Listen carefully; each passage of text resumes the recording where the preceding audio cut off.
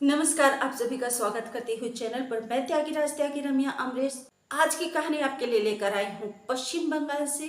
आशा करती हूँ कि आप सभी स्वस्थ और सुरक्षित होंगे। इसी आशा के साथ कहानी की शुरुआत करती हूँ। पश्चिम बंगाल के कोलकाता का आरजी कर मेडिकल कॉलेज हॉस्पिटल, जहाँ पर एक PG trainee lady doctor work करती थी और वह सेकेंड ईयर की स्टूडेंट थी। गुरुवार और शुक्रवार की दरमियानी रात यानी कि 9 अगस्त 2024 की सवेरे को क्योंकि वह नाइट ड्यूटी पर थी, तो लगभग 2:30 से 3 बजे के आसपास वह अपनी ड्यूटी को पूरा फ्री होके काम करके और वह सोने के लिए चली जाती है। क्योंकि देर रात हो चुकी थी तो वह वहीं पर सो जाती है 4 मंजिला सेमिनार हॉल में। वह सोई लेकिन वह उठी नहीं और कभी नहीं उठी।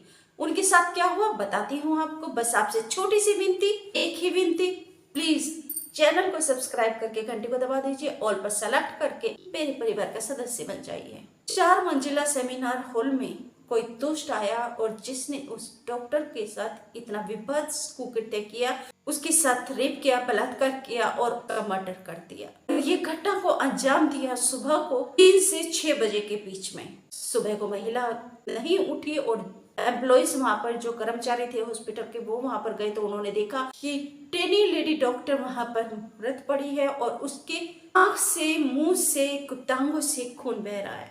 तुरंत उसको एम्बुलेंस में हॉस्पिटल लेकर जाते हैं, परंतु वहां पर डॉक्टर उसे मृत घोषित कर देते हैं।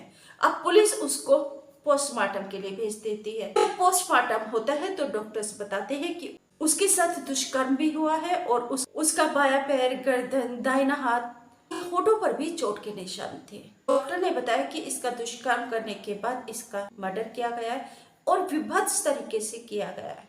अब पुलिस छानबीन में लगी कि आखिर 4 मंजिला सेमिनार हॉल में कौन आया है। सीसीटीवी फुटेज वहां पे खंगाली गई तो पता चला कि एक और वह व्यक्ति वहां पर हॉस्पिटल के अंदर 2 बार आया। एक बार रात को लगभग 11 बजे के आसपास आया, किसी के साथ में एंट्री किया हॉस्पिटल में और फिर वह 11:30 पर हॉस्पिटल से बाहर निकला है। उसके बाद वह सुबह को लगभग 3 बजे के आसपास फिर एंट्री किया है हॉस्पिटल में और फिर वह 4, साढ़े 4 बजे के आसपास हॉस्पिटल से बाहर निकला है। ये व्यक्ति कौन था, इसे हॉस्पिटल में कोई नहीं जानते क्योंकि वह हॉस्पिटल का कर्मी नहीं था, कर्मचारी नहीं था। उसके पास हॉस्पिटल का कोई पास भी नहीं था। जो सुरक्षा कर्मी होते हैं उन्होंने नहीं रोका तो पता चला कि वह एक वॉलेंटियर है और हॉस्पिटल में आता जाता रहता है। तो क्या वॉलेंटियर को, ये पर्सनली सवाल है कि क्या वॉलेंटियर को किसी भी इंस्टीट्यूट में रोक टोक बिना समय बेसमय रात आने जाने का परमिशन है? तो उसे क्यों नहीं रोका गया? बिना एंट्री पास के और बेसमय एंट्री कैसे कर जाता है हॉस्पिटल के अंदर? अब इस घटना पे पश्चिम बंगाल की सीएम ममता बनर्जी ने पुलिस को अल्टीमेटम दिया है कि आने वाले संडे तक वे आरोपियों को गिरफ्तार करे और इस मामले को पूरी तरीके से सुलझाकर सामने रखे। क्योंकि इस केस को होने के बाद में अब पूरे देश के डॉक्टर हड़ताल पर हैं, क्योंकि आरजी कर मेडिकल कॉलेज हॉस्पिटल के बोर्ड ने पूरे देश में डॉक्टर्स से आह्वान किया है देशव्यापी हड़ताल के लिए और डॉक्टर्स की सुरक्षा की गारंटी डॉक्टर्स मांग रहे हैं। आज सोमवार 12 अगस्त 2024 को दिल्ली के सभी हॉस्पिटल्स में डॉक्टर्स अनिश्चितकालीन हड़ताल पर बैठे हुए हैं। सुबह 9 बजे वो बैठ गए थे। Safdarjung hospital, LNJP hospital, GB Pant hospital, Maulana Azad hospital, IHBAS hospital, Deen Dayal Upadhyay hospital, all over जितने भी हॉस्पिटल्स हैं उन सभी हॉस्पिटल में डॉक्टर्स, राम मनोहर लोहिया हॉस्पिटल, सभी हॉस्पिटल स्ट्राइक पर बैठे हुए हैं और सुरक्षा की मांग कर रहे हैं और गारंटी मांग रहे हैं रिटर्न में। RDA president UCMSN GTB hospital से हूँ। बहुत शर्मनाक है और दर्दनाक है। मतलब हम पूरे जो रेजिडेंट समुदाय है दहशत में है इस वजह से। हमने हेल्थ सेक्रेटरी से मुलाकात भी की है, लेकिन जब तक हमें रिटर्न में एश्योरेंस नहीं आ जाता तब तक हम अपनी मांगों पर अड़े रहेंगे। हमारी 3 मुख्य मांगे हैं। पहली तो ये कि CBI फास्ट ट्रैक पे जांच हो, क्योंकि स्टेट गवर्नमेंट की जो जांच है वो बहुत बायस्ड है। वो किसी भी निर्दोष को पकड़ के और हमें प्रूव करना चाह रहे हैं, हमें चुप कराना चाह रहे हैं, पर वो नहीं होने देंगे। 2 से 3 लोगों ने ये काम किया है। ये गैंग रेप मर्डर का मामला है, निर्भया पार्ट 2 है। जब तक CBI जांच नहीं होती हम नहीं सुनेंगे। दूसरी मांग ये कि आरजी कर की जो इनसेंसिबल अथॉरिटीज है, जो इस तरह के स्टेटमेंट दे रहे हैं कि लड़की रात को क्या कर रही थी अकेले, जबकि वो डॉक्टर ड्यूटी रूम में ऐसी घटना हुई है, ऐसी दरिंदगी की घटना हुई है, तो CBI जांच, आरजी कर अथॉरिटीज को परमानेंटली हटाया जाए। और तीसरी सेंट्रल प्रोटेक्शन एक्ट जो कि डॉक्टर्स की सिक्योरिटी का एक्ट है, वो हर एक अस्पताल में ऑल ओवर इंडिया लागू की जाए। जब तक गारंटी नहीं मिलेगी डॉक्टर्स की सुरक्षा की, सेफ्टी की, तो वह अनिश्चितकालीन हड़ताल पर ही रहेंगे। अब पश्चिम बंगाल सरकार के ऊपर और पुलिस के ऊपर यह दबाव बन रहा है कि वह जल्दी से जल्दी इस केस को सुलझाए कि आखिर कौन था ये कातिल, इतनी बर्बरता और विभत्स तरीके से इस घिनौनी वारदात को अंजाम दिया है। तो सीसीटीवी फुटेज में निकलकर जो व्यक्ति सामने आया, जब उसकी पड़ताल की गई तो उसका नाम संजय राय है। उसे पुलिस ने गिरफ्तार कर लिया है। वो एज ए वॉलेंटियर वर्क करता था, लेकिन वह हॉस्पिटल का वॉलेंटियर नहीं है, वह पुलिस का वॉलेंटियर है। कोलकाता के पुलिस कमिश्नर विनीत गोयल ने बताया कि वह वॉलेंटियर कोलकाता पुलिस का है, जो काम करता है यातायात प्रबंधन पे, आपदा प्रबंधन पे, जहाँ पर भी इनके वर्क की जरूरत होती है, और उसके माह की सैलरी मात्र 12,000 मिलती है। पुलिस ने जब आरोपी से पूछताछ की कि उसने घटना को कैसे अंजाम दिया, तो उसने बताया कि वह रात को वहां पर 4 मंजिला सेमिनार हॉल में आया और उसने डॉक्टर को सोते हुए देखा, तो उसने पहले उसकी हत्या की और उसके बाद उससे दुष्कर्म किया।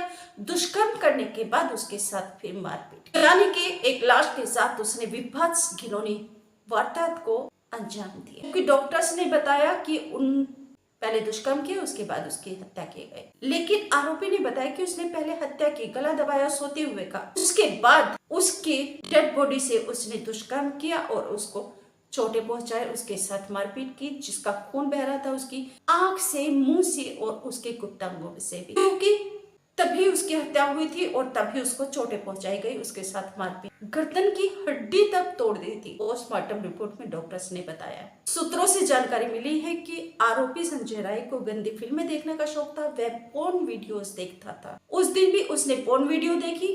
घटना को अंजाम देने से पहले वह शराब पीकर आया, पोर्न वीडियो देखी, और उससे पहले वह कोलकाता के रेड लाइट एरियाज में गया था अपने साथी के साथ में। उसके बाद अपने साथी के साथ साथी का एक परिचित हॉस्पिटल में एडमिट था, तो उसको देखने के लिए हॉस्पिटल में आया 11 बजे के आसपास, और वहां से फिर चला गया। और फिर अर्ली इन द मॉर्निंग, सुबह को वह लगभग 3 बजे के आसपास हॉस्पिटल में एंट्री करता है।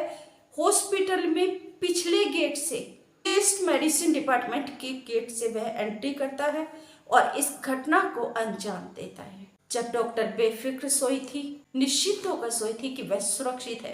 कोई सोच भी नहीं सकता कि एक सेफ स्थान पर, सेफ प्लेस पर कोई हत्या कर सकता है, कोई कातिल आ सकता है, कोई दुष्कर्म कर सकता है।